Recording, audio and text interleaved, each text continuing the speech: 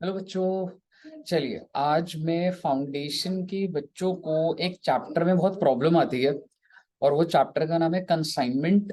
और किस चीज में प्रॉब्लम आती है सर? इन्वेंट्री वैल्यूएशन में। तो आइए हम 2 मिनट में इन्वेंट्री वैल्यूएशन के की पॉइंट्स डिस्कस करते हैं।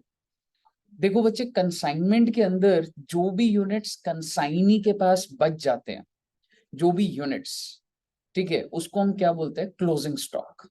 ठीक है। तो बेसिकली क्या मैं सिर्फ यूनिट्स लिख दूं कंसाइनमेंट में? नहीं सर, हमें उस यूनिट्स को मल्टीप्लाई करना पड़ता है कॉस्ट पर यूनिट, है ना बच्चे? तो यूनिट्स इनटू कॉस्ट, तो ही तो मेरा क्लोजिंग स्टॉक आएगा।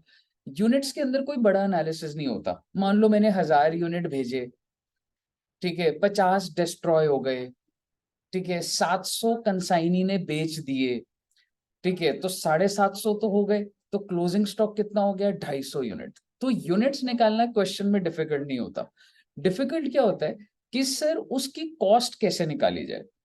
तो मैं हमेशा क्लास में बच्चों को बताता था कि बच्चे, आपको कौन कौन सी कॉस्ट लेनी है। एक तो कंसाइनर की कॉस्ट, यानी कि परचेस कॉस्ट, जो भी यूनिट्स है उसको आपने जितने का भी खरीदा है उसको परचेस कॉस्ट से तो मल्टीप्लाई करोगे ही, है ना? जैसे 250 यूनिट है और अगर मैंने एक यूनिट 10 रुपए का खरीदा है, कंसाइनर की परचेस कॉस्ट मल्टीप्लाई कर दिया, क्या ये क्लोजिंग स्टॉक आ गया? नहीं बच्चे।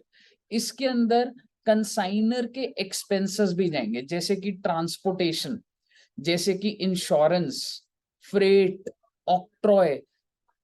टेक्निकली जब तक वेयर हाउस में नहीं पहुंचता कंसाइनी के, तो क्या मुझे कंसाइनर के एक्सपेंसेस लेने होते हैं? लेने होते हैं। क्या मैं सारे ले लूंगा? नहीं बच्चे, प्रोपोर्शनेट बेसिस पे लेता हूँ। ठीक है जी, ये कंसाइनर के खर्चे आ गए।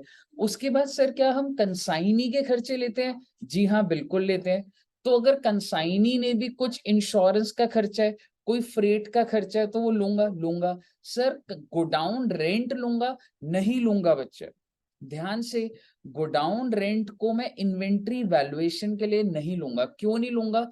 क्योंकि AS2 कहता है कि जो भी खर्चा गोडाउन से पहले का है हमको वो इन्वेंट्री वैल्यूएशन में लेना है। ठीक है बच्चे? तो इसका मतलब क्या निकला सर? कि purchase cost, consigner expense before godown, consignee expense before godown, ये खर्चा आपको क्लोजिंग स्टॉक में डालना होगा। ध्यान रखिए, गोडाउन के बाद गोडाउन का रेंट है या गोडाउन में इंश्योरेंस है वो हम नहीं लेते। दूसरी बात, अगर आपको लिखा हुआ आ गया रेकरिंग एक्सपेंस, ठीक है, तो मैं रेकरिंग एक्सपेंस को नहीं लेता हूं। अगर लिखा आ गया नॉन रेकरिंग एक्सपेंस, तो मैं नॉन रेकरिंग एक्सपेंस को लेता हूं। ठीक है बच्चे, ये हमें की पॉइंट्स है जो इन्वेंट्री वैल्यूएशन में ध्यान रखना होता है। Thank you very much.